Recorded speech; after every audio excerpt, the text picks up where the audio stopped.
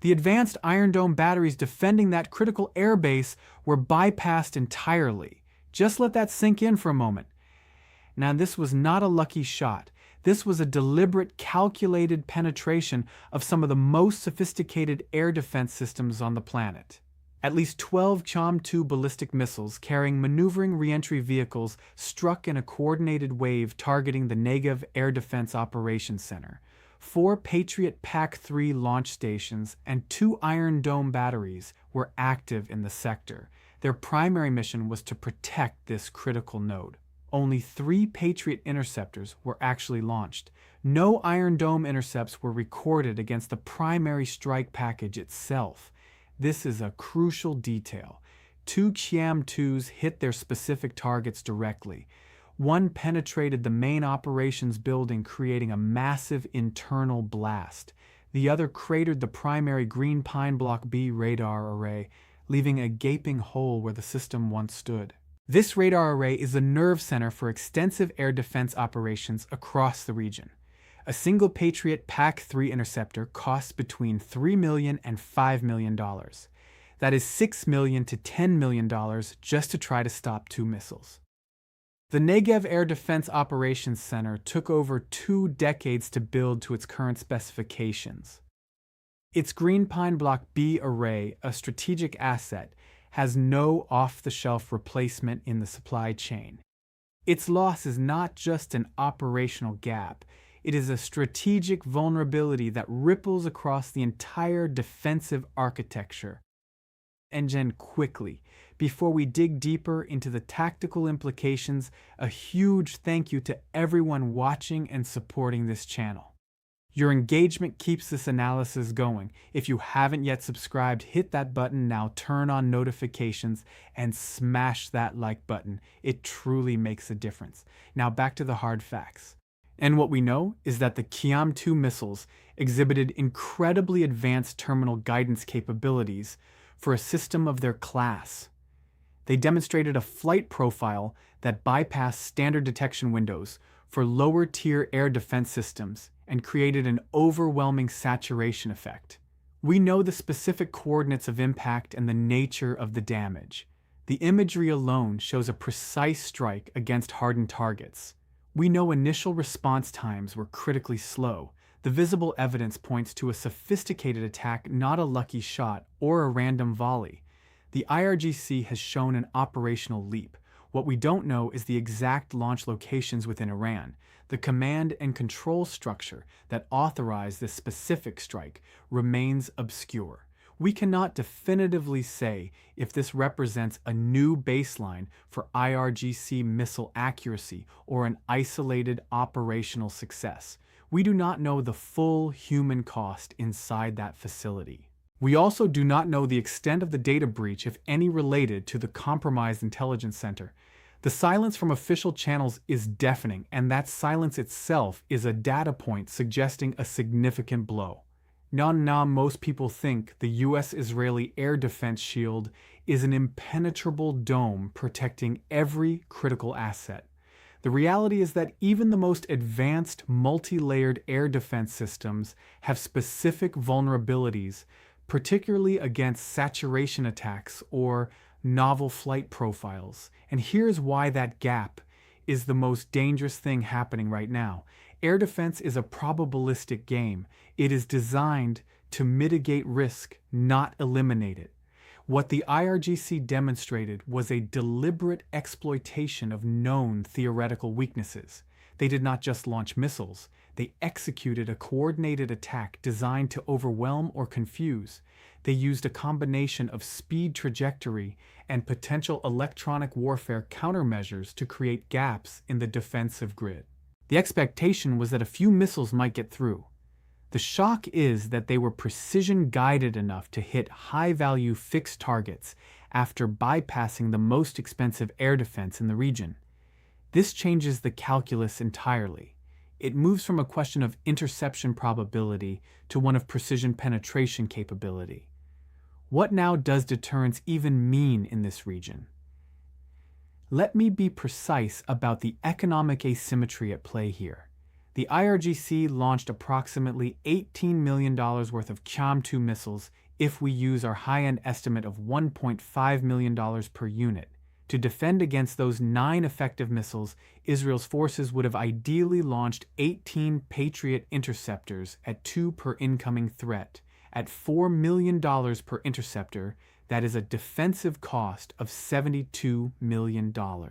If they had also launched Iron Dome interceptors at around $75,000 each to supplement the Patriot defense, that would add millions more.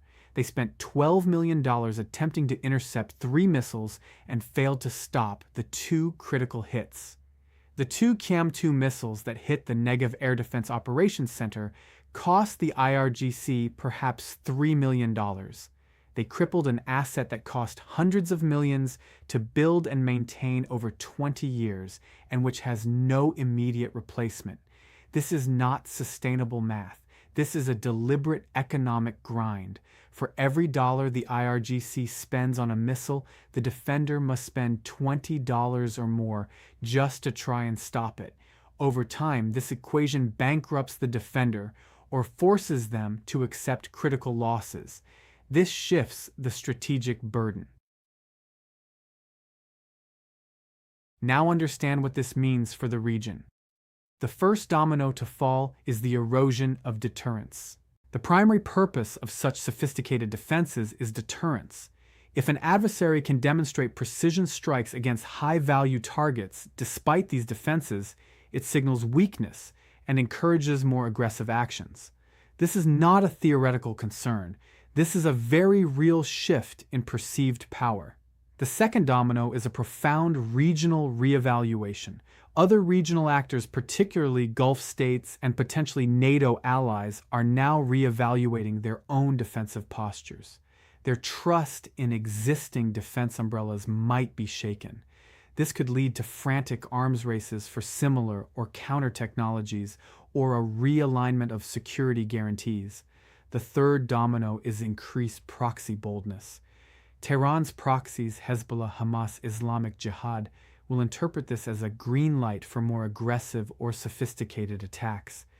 They will see a diminished risk of overwhelming retaliation, knowing their patron state can strike back effectively at strategic depth. The fourth domino is strategic redeployment. U.S. and Israeli forces will be forced to redistribute their limited high-end air defense assets. This creates new vulnerabilities elsewhere.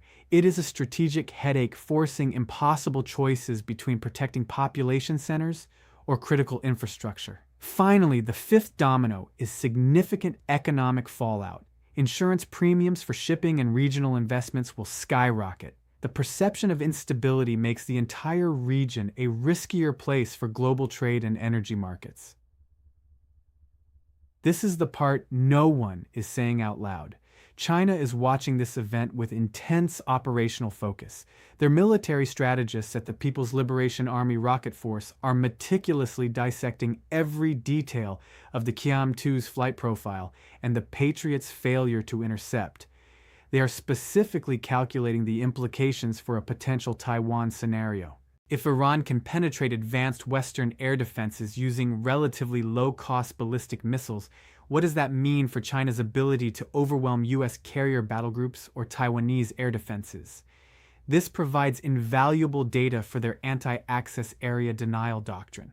Russia, similarly, is validating its own investment in hypersonic and maneuvering warhead technologies. They are observing how Western systems react to unconventional threats and the public relations fallout of a perceived defensive failure. This strengthens their narrative that advanced Western tech is not invincible and that asymmetric capabilities are the future of warfare. Both powers are taking notes and adapting their own strategies. Now, stay with me. This echoes the tactical shock delivered during the early days of the 1973 Yom Kippur War.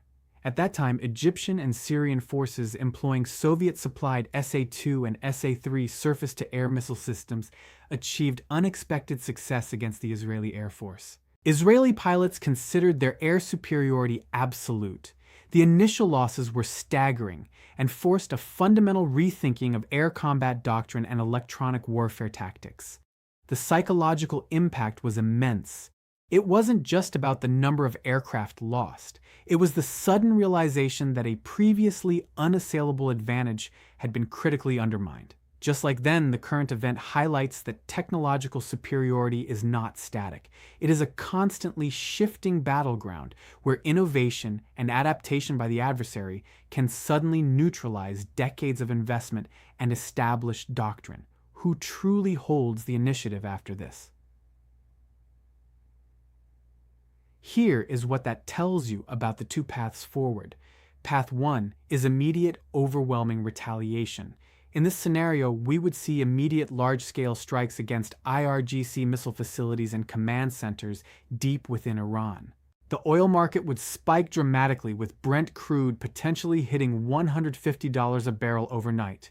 Regional alliances would harden, with some Gulf states openly backing the US and Israel, while others would try to maintain neutrality under immense pressure from both sides. The American president would address Congress appealing for national unity and increased defense spending while acknowledging the serious threat. The Iranian government would rally its population around a narrative of national defense and martyrdom, escalating calls for resistance and potentially broader conflict. This path leads to a direct military confrontation with unpredictable global consequences, a rapid and dangerous escalation. And path 2 is strategic patience and covert response. In this scenario, there would be a public message of restraint and a focus on shoring up defenses and intelligence capabilities. Covert operations would ramp up, significantly targeting Iranian supply chains, specific personnel involved in the missile program, and critical infrastructure. Oil prices would remain elevated but not catastrophically high, avoiding a global economic crisis. Regional allies would express quiet relief at the lack of immediate escalation, while privately demanding stronger security guarantees and more advanced defensive systems for their own territories. The American president would emphasize diplomatic channels and international condemnation, while quietly authorizing a surge in intelligence gathering and special operations to degrade Iranian capabilities over time. The Iranian government would claim victory and global humiliation of its adversaries, potentially emboldening further limited strikes while still avoiding full-scale war. This path leads to a prolonged shadow war with escalating cyber and covert actions. Can any defense ever be truly impenetrable against such calculated asymmetry? The operational success of those Qiyam-2 missiles targeting the Negev Air Defense Operations Center is not merely a tactical setback. It exposes a strategic vulnerability that will reshape regional power dynamics for years to come. The question is no longer if such strikes can happen, it is what comes next. One side has demonstrated a new capability. The other now faces an existential question about the viability of its most expensive and critical defenses.